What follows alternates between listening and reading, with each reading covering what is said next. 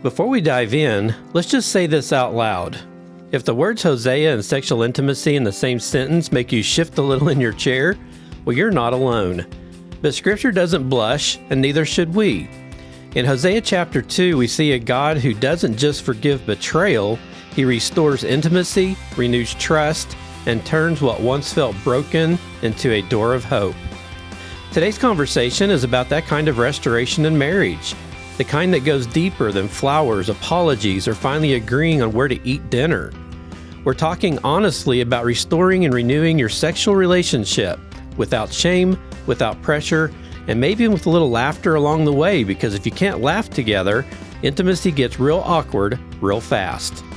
Whether your marriage needs a spark, a reset, or a full-on resurrection, this episode is about reclaiming what God intended to be good, joyful, and connecting. So take a breath, lean in, and remember, this is a safe space. And yes, we promise this is a Christian podcast, just one that believes God cares about what happens in your bedroom too.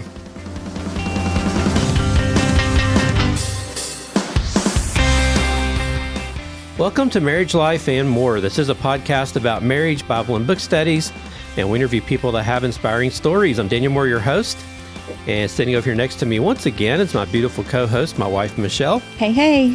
Thank you guys for joining us this week. If you're not familiar with our show, check out our website at marriagelifeandmore.com. Our platforms are there, YouTube and Rumble links. You're also on the Christian podcasting app Edify, and we're also on your Alexa and Google smart devices.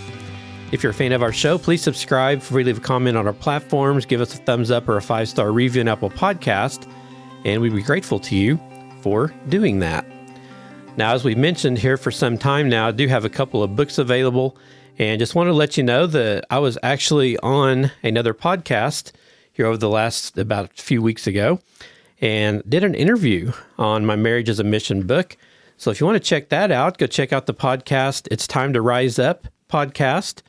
And you can check out the latest episode is actually the last episode of 2025. And Kim McIntyre did an interview with me on that. So if you're curious about the book and some of the stuff that's in it, we talk about that. So go check out that podcast today. So over the last few weeks here, we've been talking about sexless marriage pandemic that's going on. There's a lot of times in marriages when you get to this point where it seems like you're maybe falling out of love with each other, or whatever the situation may be, that you may feel like you have distance coming in between each other. We know that a lot of times one of the first things to go is our sexual intimacy and that closeness that we have. And a lot of people struggle with how to get that back. Yeah. And I think a lot of that is because of miscommunication, it's misunderstandings, perceptions, expectations, a lot of those kinds of things.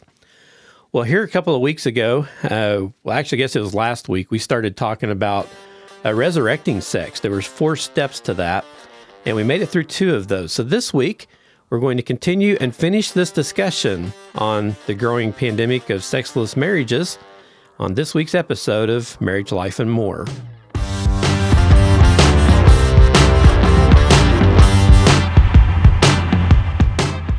As we start off this week's, I just want to do a little bit of just a real quick recap here as we were talking about resurrecting sex as we started this last week. The first thing that we talked about was softening your heart.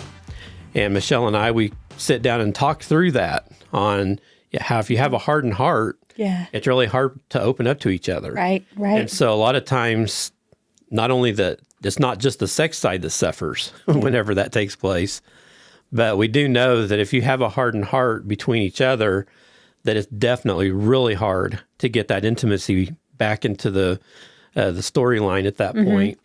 And you might still be functioning in other areas, possibly, of your marriage, but we know that the sexual intimacy side does suffer when that happens. So if you go back to last week's, you can see some steps there that we actually laid out on how to keep your heart open and how important it is that you do that.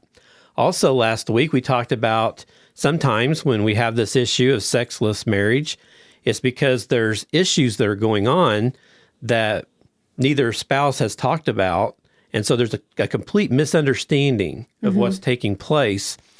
And a lot of times, we talked about how the very first thing that pops into our mind is the bad stuff. Yeah. If the sex stops or the desire seems to stop with one of the spouses, a lot of times some of the very first thoughts that pop into our head is, are they cheating? Mm-hmm. Do they have somebody they're talking to or texting secretly? Are they not in love with me anymore? Are they wanting a divorce? All these really bad things start popping up in our minds. But probably, at least 80% of the time, when you really dig into it, there's usually a lot of other underlying issues. It could be a health-related issue. It could be medication side effects. Maybe one of the spouses just started a medication. It could be maybe some alcohol or drug abuse has started to pop up that hasn't been brought to light yet. There's just a lot of different things. There's a whole list of things that we went through last week of what could be the issue there. So basically what we were trying to get at with that point was don't jump to conclusions so fast and automatically check mark off your mate because you feel like they're doing something that they're not supposed to be. You need to communicate. You need to talk between each other and get this stuff out on the table and get to the bottom of what's causing these issues. Because as Michelle and I used our example, with the health things that you've been through, and I've had instances in my life with my weight and some different things, that all of that stuff affects how we operate in that side of our marriage. And it can have some negative impacts on all of that. And so the best thing to do is talk through that and try to get those issues fixed. So this week, we're going to wrap up this episode with the third and fourth way to resurrect your sex in your marriage. And the first one is to restore your sexual relationship. And Michelle, why don't you start sharing with us on that one? After drawing his bride back with gentleness, God doesn't stop there. He renews the relationship completely. Hosea 2:15 illustrates this turning point. There I will give her vineyards and make the valley of Acre a door of hope. There she will respond as in the days of her youth, as in the day she came up from Egypt. The idea of restoration here is powerful. To restore means to give back something that was lost or taken away. Earlier, in response to betrayal, God removed the blessings he had provided. I will ruin her vines and her fig trees, which she said were her pay from her lovers. Hosea. You can find that in Hosea 2:12. But now God is returning what has been taken. He is making what once broken whole again. What might need to be restored in your own relationship? What have you been withholding? Perhaps without even realizing it. Is it a physical affection, a romantic connection, emotional presence, or sexual engagement? It could be things like gentle touch, prolonged foreplay, vulnerability, loyalty, laughter, patience, or emotional warmth. Maybe your relationship lost the spark of flirtation, regular date nights, or intentional pursuit. Consider, too, what personal renewal might be needed within you. Restoring your physical health, emotional well-being, or mental clarity can also reignite your desire and ability to be sexually present with your spouse. I want to jump in here for just a second. Out of those things that you just mentioned there, one thing comes to mind as you're reading through that.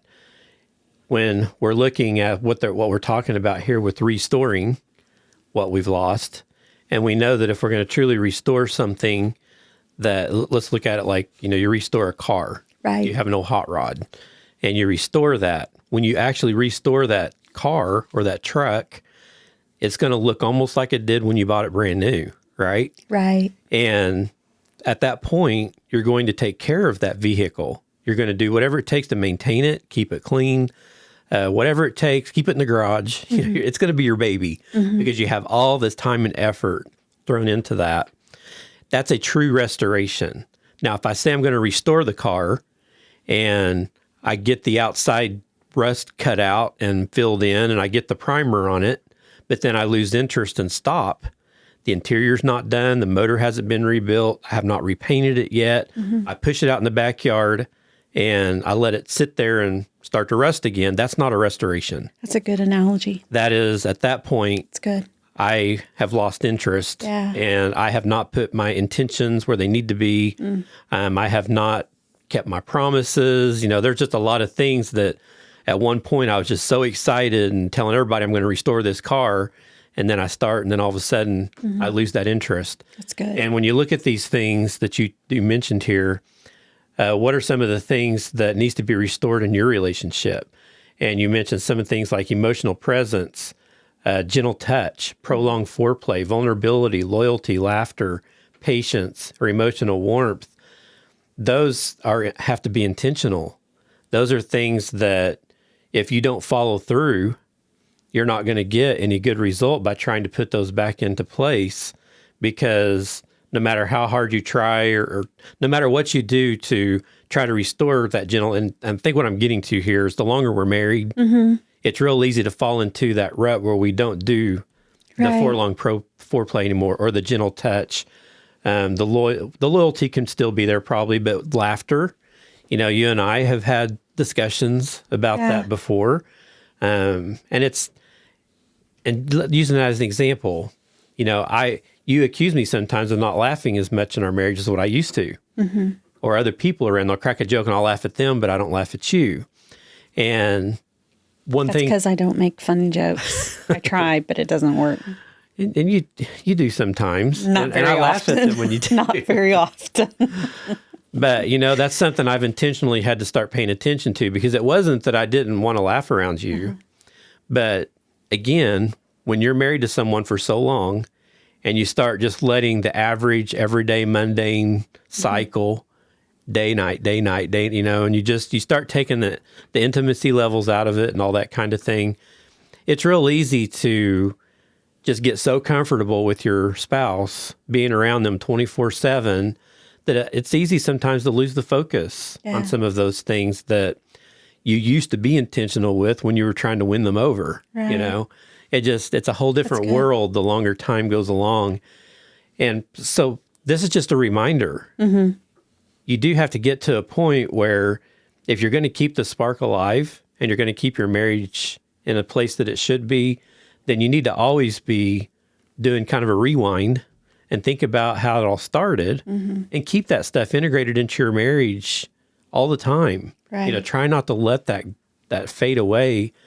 And when you actually intentionally approach these things and try to put the patience with each other, that emotional warmth, that flirtatious sense of that spark, that you had way back when, if you're able to do regular date nights, that intentional pursuit, the part that's very important there is intentional. Yeah. You've got to be intentional with all of this stuff.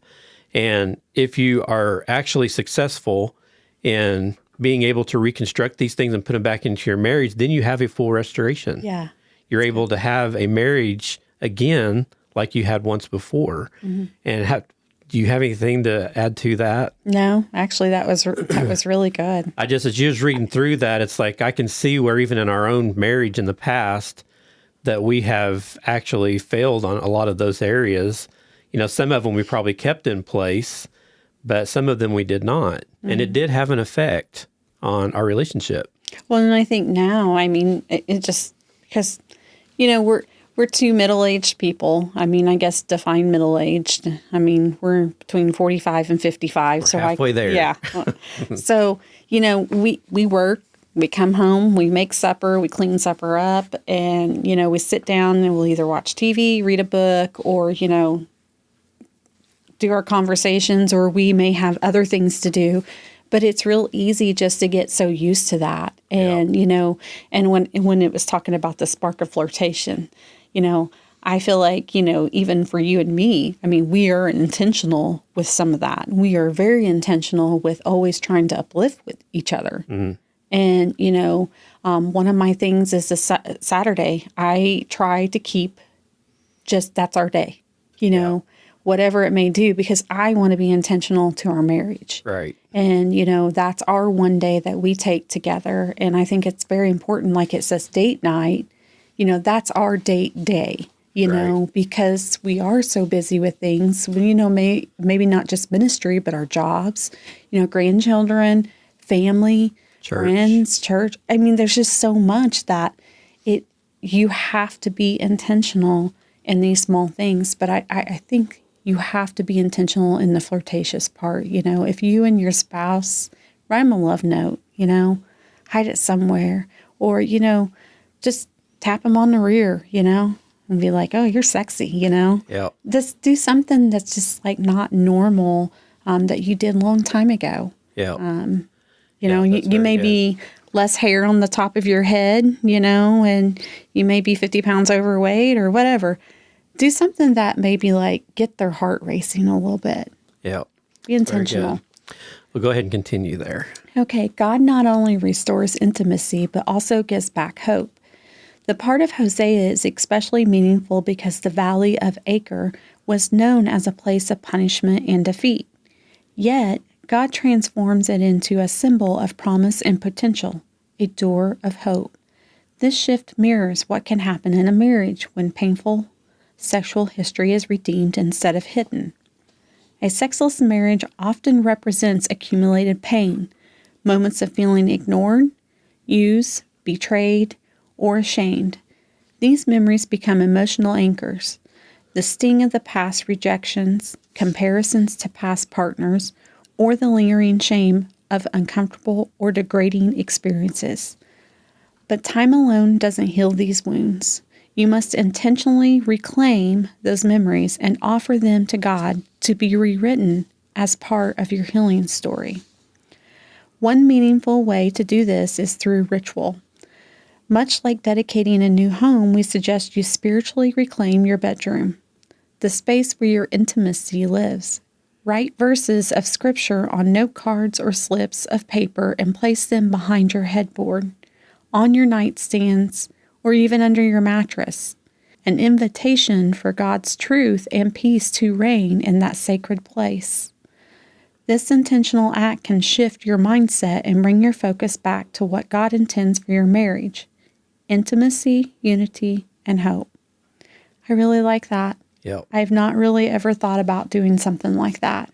Yeah, I think, again, you're introducing God back into the relationship. Yeah, that's really good. I really, truly am a believer in the fact that we know for a fact we would not be here if it wasn't for God. Absolutely. We literally had to bring him back into our mess that we had created and allow him to reconstruct all of that with his help.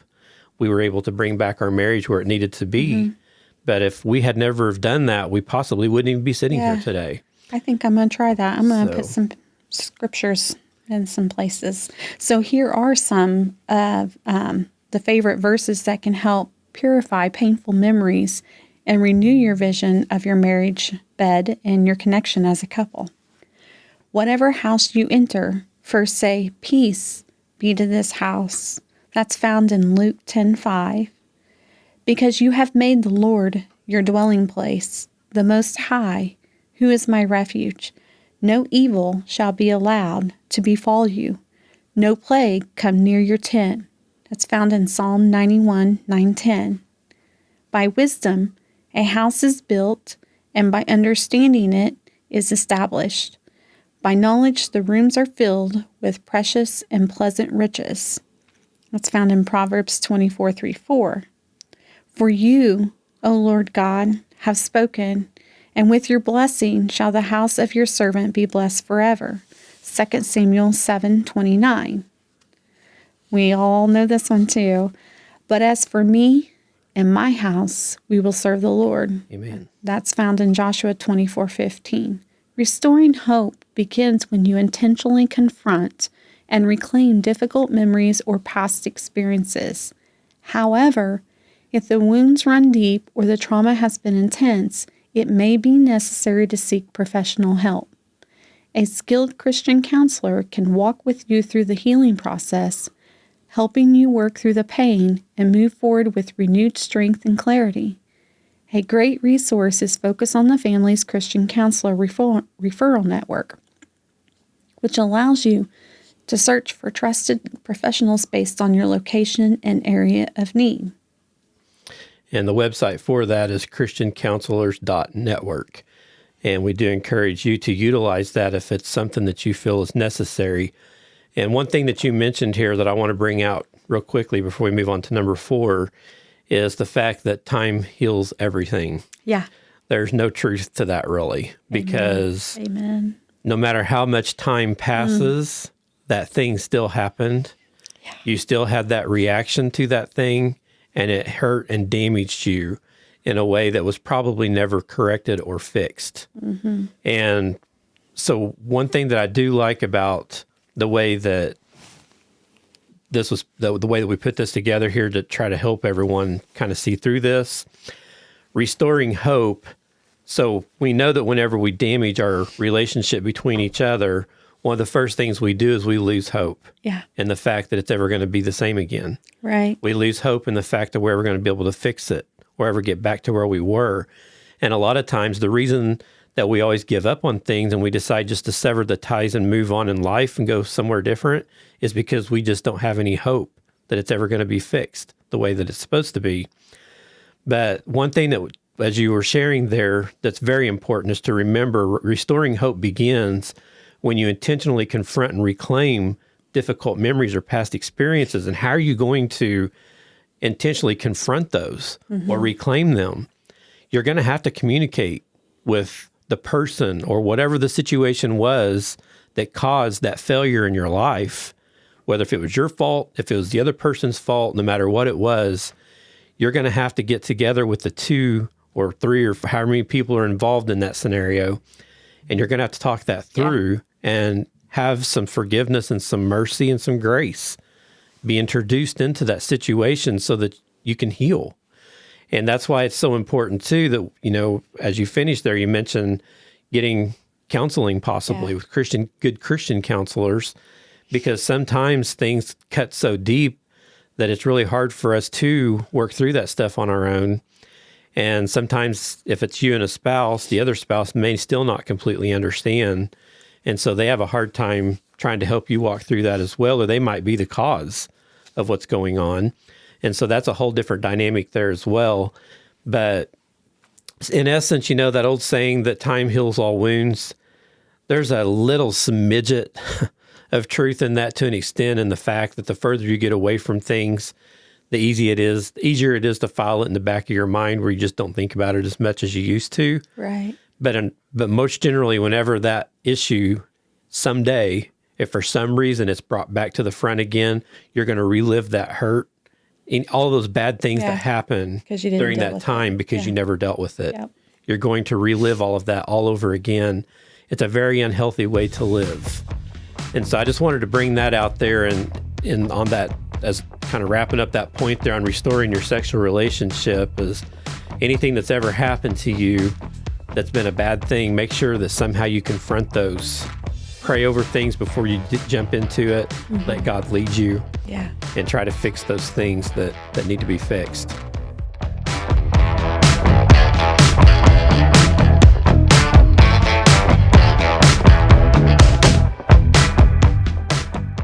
The fourth and final thing here in Resurrecting Sex is to renew your sexual relationship. In Hosea chapter 2, verses 19 and 20, he tells his people, "I'll betroth you to me forever. I will betroth you in righteousness and justice, in love and compassion. I'll betroth you in faithfulness." 3 times he declares his commitment by using the word betroth, bringing the relationship back to its roots, the moment of first love and promise. It's as if God is saying, let's begin again, this time with a strong framework rooted in trust, love, and purity. In your own marriage, especially if it's been hurt by issues like pornography, infidelity, emotional distance, or unresolved pain from previous relationships, this is your invitation to rebuild. What qualities would you want the new foundation of your sexual connection to reflect? Consider some values like these, such as honesty, tenderness, curiosity, emotional safety, playful affection, faithfulness, mutual pleasure, grace, and intentionality. Take time together to discuss what matters most to each of you in restoring that part of your relationship. And that's one thing I'm thankful for with me and you. We've had that discussion. Yeah. And that discussion continues. It's not ever stopped. Husbands, consider how you pursue your wife both inside and outside the bedroom. The way God designed the male body gives insight. It requires a man to actively initiate for intimacy to occur physically. And in the same way, emotional and relational initiation matters. A man is called not just to engage physically, but to reach for his wife emotionally, building anticipation through kindness, connection, and attentiveness. If your wife seems detached or uninterested, rather than pulling away or becoming resentful, look for ways to re-engage her heart. That's so good. What's weighing her down? Could she be carrying the burden of parenting, managing the home, or feeling underappreciated? Avoid defensiveness. Instead, ask genuinely if she feels overwhelmed or alone in managing life's responsibilities. Practical help goes a long way. A recent article put it simply, want more intimacy? Do the dishes. That's so good. Studies show that couples who share household tasks more equally tend to enjoy greater levels of intimacy. That said, don't treat loving gestures like transactions, as if cleaning the kitchen guarantees sex. Marriage isn't a strategy for getting your way. Pursuing your wife outside the bedroom isn't a manipulation tactic. It's a reflection of Scripture's call to love her selflessly and sacrificially. As Paul teaches in Ephesians 5:25, this means never pressuring your wife to be intimate or weaponizing Scripture to meet your own desires. Her no must always be honored. If your spouse can't freely say no, then it's not a request. It's a demand, and that's not love. I like there how it brought into the point here that we do need, again, communication is very important in all of this. And I do think probably, and I think you can vouch for this, I know that you've got plenty of girlfriends that struggle in their marriages in one way or another sometimes. And do you feel like that a lot of times when some of your girlfriends are talking to you about their marital stuff or whatever it may be, that you kind of see a disconnect going on between her and her husband and some of the battles that they're fighting where he just doesn't understand? Oh, yeah. A lot of times what they're going through. Yeah. And doesn't seem to, I don't like to put it in the words, don't seem to care. I think guys do care, but they don't understand what true caring means. I would agree with that. I mean, what could you say to a spouse, a woman out there that might be going through that right now with where it seems like she's got all this stuff inside, but she doesn't feel like she can just blurt it all out. He's not going to understand if she talks to him, and he's not seeing what he's doing and not seeing what's going on. Is there something you could say to that? That's where I would say open communication in a safe environment.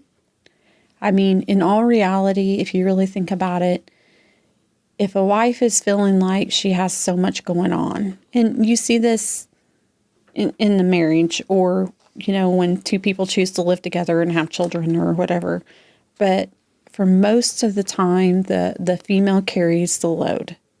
Whether it may be the children, cooking, cleaning, they carry the load. Mm-hmm. They're so exhausted that they don't really even want to talk to the person because the other spouse or whatever it may be, they're not going to listen because they don't understand because they're not walking in their shoes. Mm-hmm. And, and what I've always said is, have you tried talking to them? And, their reply is always like, well, it's not going to matter. They're not going to listen. They don't understand because they're not going to do any of that. Yeah. And I would happen to agree, I understand that. But how does he know how you truly feel until you actually talk to him? Yeah. It doesn't have to be a gripe session. It doesn't have to be that. You could just say, this is how I'm feeling. Yeah. Can you help me in this area? Can we talk about this? Again, that's where it goes to me is you have to be intentional with date nights. You have to be intentional to have one-on-one time in that communication. If you don't have time for that, how are you ever going to talk about what's going on? Yeah. And I think it's really important that they are open and honest in a safe spot. Yeah. You can't go to your spouse and say, well, you're not helping me with this. You don't, you need to be doing this. You need to be doing this. Well, you may think that and you know it, but how would you take that if I came to you and say, okay, you're not doing this. I need you to do this. Yeah, and not even explaining that it's been building inside of me and I just blow up. Yeah.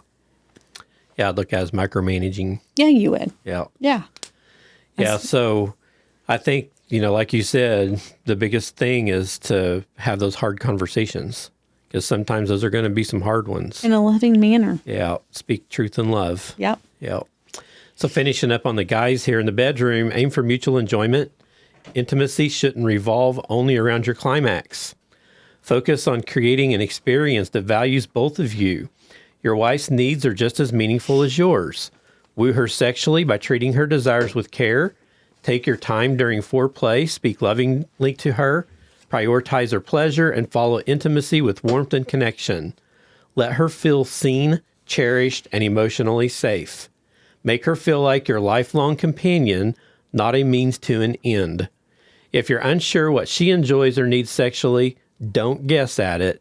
What do? You need to ask. Well, we come back to communication again. Yeah, speak up. We've included some conversation starters that we'll get to here at the end of this episode, so we'll get to those here in a little bit. But first of all, I want to talk to the wives for a minute. Wives, just as the male body was designed to initiate, your body was divinely created to receive. In the physical and emotional sense, this means you hold a unique and vital role in welcoming your husband into intimacy. While you can't control how or when he initiates, you can prepare yourself to be open with your mind, body, and heart. The word receive means to welcome, to invite in. This isn't passive, it's an intentional thing. Now, we understand that advice such as save a little energy for your husband at the end of the busy day, or try initiating now and then, or be more responsive, can sometimes feel one-sided, as if your role is simply to serve his needs. But that's not really the heart of what we're trying to share here with you today. When we talk about receiving your husband or responding to his bids for connection, we're talking about a shared gift. God created sex for both of you, to bless your union, to express love, and to bring joy. It's not created for a one-sided relationship. That's good. Saying yes to your husband sexually isn't about obligation. It's about embracing the opportunity for both of you to connect, enjoy, and grow in oneness. Your sexual fulfillment matters just as much as his. You are not invisible in this equation. Your needs, your pleasures, and your voice, they're all equally essential. Yes. This is about restoring balance, mutual delight, and lifelong love. Both people need to matter. So how can you re-engage your sense of availability when it comes to intimacy? Well, I always have a choice in how I show up in our sex life and how I respond to you, to Michelle. I never want our physical relationship to feel just like another task or obligation. Intimacy was meant to be celebrated and enjoyed by both partners. It's a way to experience closeness, creativity, and connection. And yes, sex can create emotional bonding, but there are also times when physical connection paves the way for emotional intimacy to follow. Sometimes nurturing your husband's physical side is a gateway to nurturing his heart. That deep emotional connection is amplified when you both engage sexually in a way that's satisfying and meaningful for each other. As a couple, reflect on what intimacy looked like in the early days of your marriage. What stands out about that season? Maybe you made time for meaningful dates. Romance came naturally. You shared showers. You were more intentional about hygiene. Stayed in bed longer, just holding each other, and talked late into the night without screens or distractions. Back then, you may have been more playful, adventurous, or simply more available. Of course, the rhythm of life has changed. Now you have careers, parenting duties, the endless to-do list, and all of that makes it difficult to replicate those exact moments. But it's worth discussing which elements from that season you could intentionally bring back. Even small, consistent changes can help reignite intimacy and desire. Another key part of renewing intimacy is building safe, open communication. One common theme in couples facing sexual disconnection is avoidance. They simply don't talk about their sex life. But avoiding the topic only widens emotional distance. You need to create space in your marriage where both of you feel secure enough to openly discuss what you enjoy, what feels comfortable, and what you'd like to explore together. So looking at it to the wife's aspect side of things, was there anything there that stood out to you that you think guys really need to maybe consider more carefully in how they treat their wives? I know with one thing that I kind of noticed there, and this is because we keep bringing it up, is going back to where it started. Yeah. I actually kind of laughed a little bit earlier when it was talking about that. I was just like being more playful and adventurous. Yeah. Well, I think a lot of time, if you look at the core, so we've been doing this Marriage Reset series for a while now. And I think that there has been kind of a central theme through almost every item that we've discussed with what kind of represents a marriage that looks more like a friendship than it does a relationship between a husband and a wife. And it seems like almost every one of those, you can take it back to, you need to remember how it was when you first met. Yeah. Because we forget. Yeah. And time moves along and so many things happen. Like it said there with the kids and the careers, just a different focus in life. Your paths go different directions. You become an adult. All these things that takes place in your life can really mess with the way that you just function every day. And as you talk about that, I was just thinking about, just the sex life in general. When you're first married, we're a blended family. So, when we got together, there was long night phone conversations where, long nights. And then you go to work the next day and you'd bounce back. Now, if it's past 10 o'clock, I'm dying the next morning. Like, okay, I'm not even ready to get up for work. But then I was thinking about just how we used to go and just take Saturdays and, we'd take off and go if we didn't have the kids, and we'd take off a trip. We went to New Orleans. I mean, we would do things long weekends, didn't think anything about it. And now, we don't really do that because our priorities are a little bit different. But I go back to think about, like, you were my best friend then. You are my best friend now. And I could not imagine any different of spending any other time with anybody else. Back then, I wanted to be with you. Here I am with you now.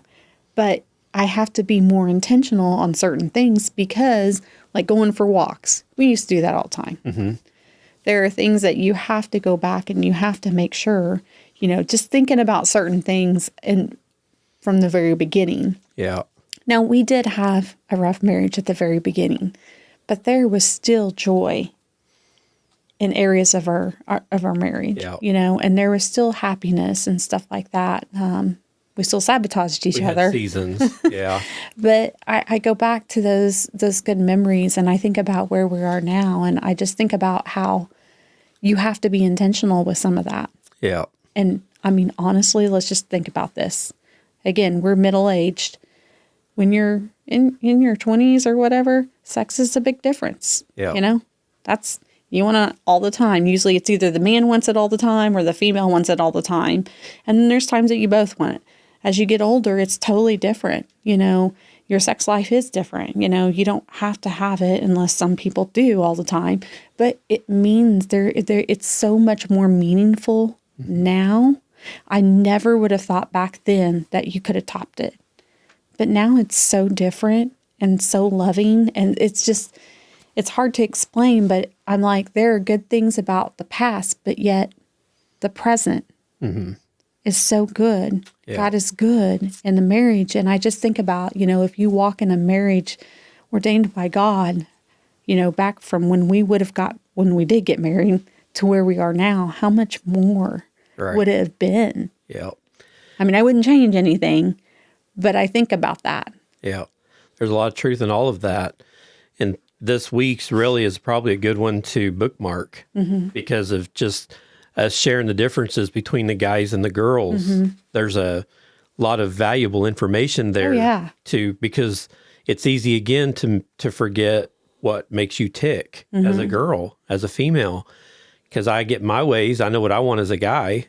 And so I start trying to push for that. That's just the things that I want. And I think probably from your side of it, you can be a little selfish from your side sometimes. Oh, I would agree. And wanting it to be the way that the girl wants it to be. But we both need to understand that we're both cohabiting, we're both married, we're both living underneath the same roof, and we both have to make sure that each other's happy with the aspects of our marriage. And so sometimes there's a lot of compromise and things that take place in all of that. And our ultimate goal should be just to meet each other's needs. Yeah. In the best way that we can so that both of us are happy with each other and where our relationship is at that moment. Especially that physical intimacy when, you think about it, for some people that can't, and then some people, that are having problems and struggling with that, it's very important. Yeah. And as you said, making sure you meet both needs. Again, communication comes in there.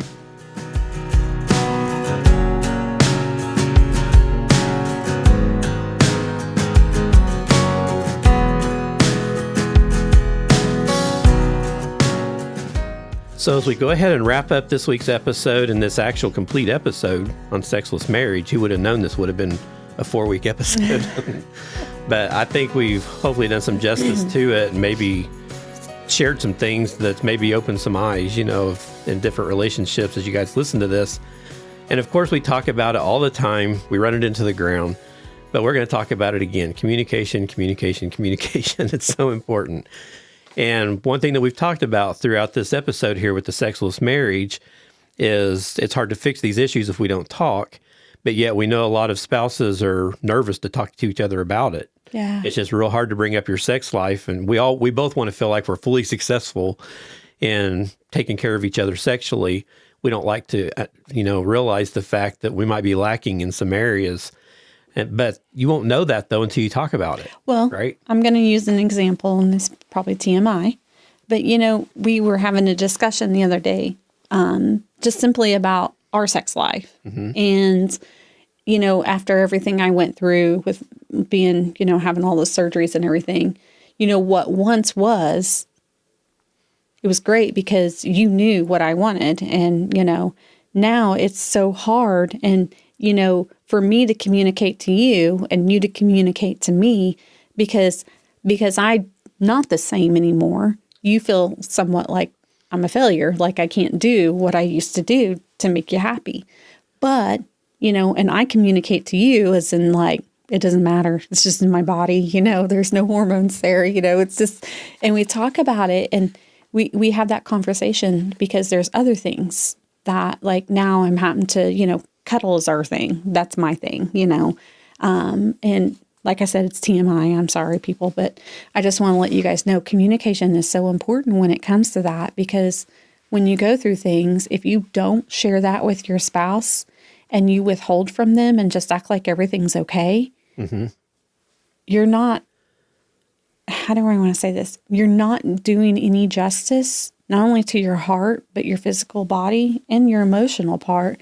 Not for just yourself, but your spouse, because they think that they're doing well and you're just like, okay, let's just get this on. But you want to be able to enjoy that just as much as your spouse. They want to know that they're providing what you need as well. Yep. And so with that, how do they know that they're not hitting the spot? That's probably TMI. Sorry, people. But, how do they know if you're not communicating with them? Right. And it's not, and if you are discussing that with your spouse, as that spouse that's receiving that, don't think anything's wrong with you. Yep. People's bodies changes.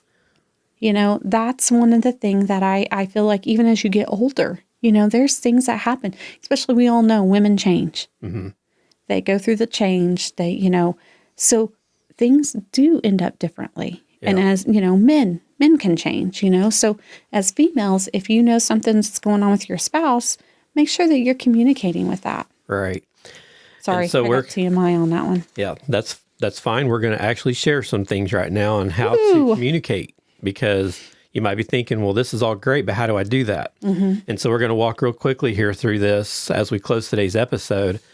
The first thing you need to do, is make sure you choose a time to talk when you're both relaxed and not in the middle of that sexual moment. We've talked about that a couple of times already. You don't want to break that moment.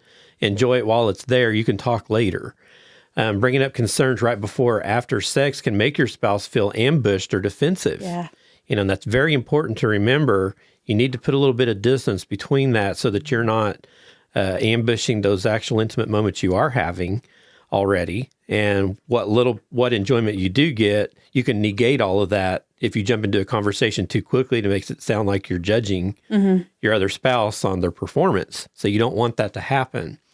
So what you need to do instead is aim for a neutral time, like when you just sit down for your coffee or during a walk or while you're unwinding at the end of the day. Make sure it's just a neutral moment, completely away from that interaction that you've had between each other. So here's some good conversation starters that might be helpful to start some dialogue. on some of these things. So number one is, what's the best way to flirt? And we got several options. What's our options there? Texting, email, phone call, notes, words, and actions. And we've talked about several of those over time here as we've been sharing these episodes. You just need to describe what flirting looks like to you, because everybody's flirting ideas are different. And react differently to different things. But that's one thing that you can do. Also describe your ideal non-sexual physical affection. And what would some of those be? Holding hands, hugs, kissing, shoulder massages, back rubs, cuddling, spooning. Yep. And then also in that conversation, how often do you desire it? You don't want to do overkill. Yeah. Oh, you've not been cuddled. Oh, so we're going to cuddle 24/7 then. We're just going to make up for all of this. No, it's got to be within reason. You got to make sure that it's a moment.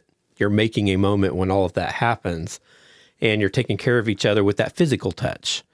The next one is, how do you like to be romanced during the day in anticipation of sex?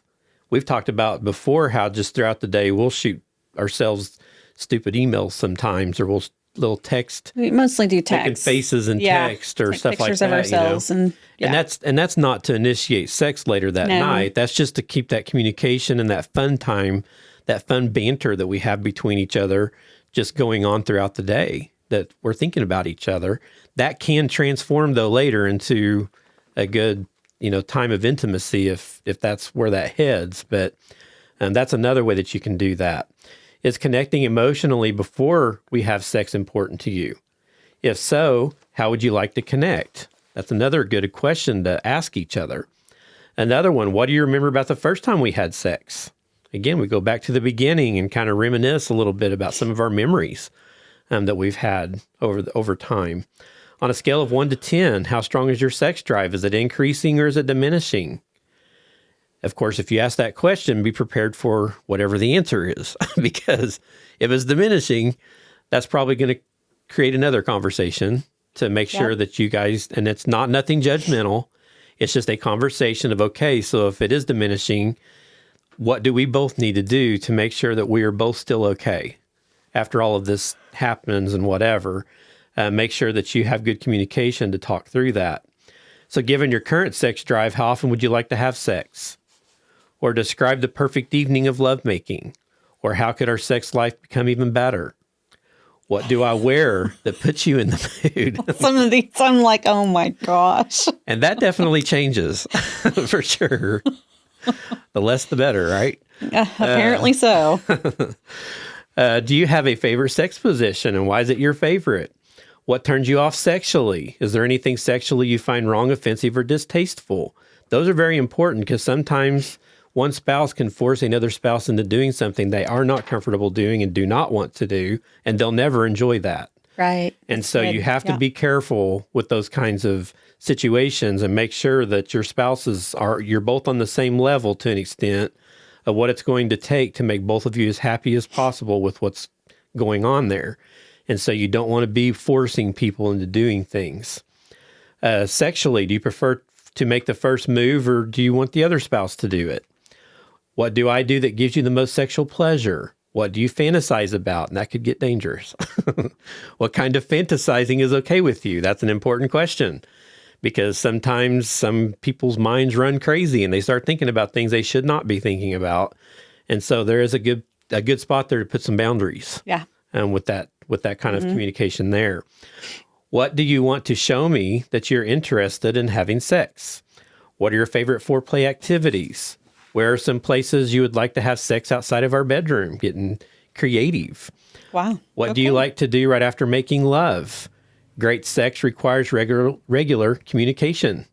So make sure that during this communication that you're having, enjoy rediscovering the sexual side of your spouse. Yeah. That's one place that we have a tendency to forget.